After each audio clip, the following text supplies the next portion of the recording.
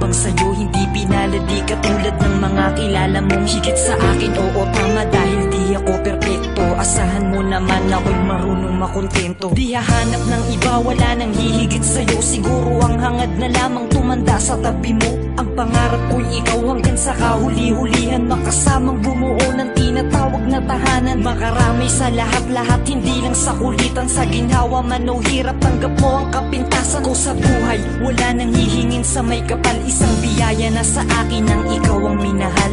Ikaw ang minahal, ikaw ang minahal.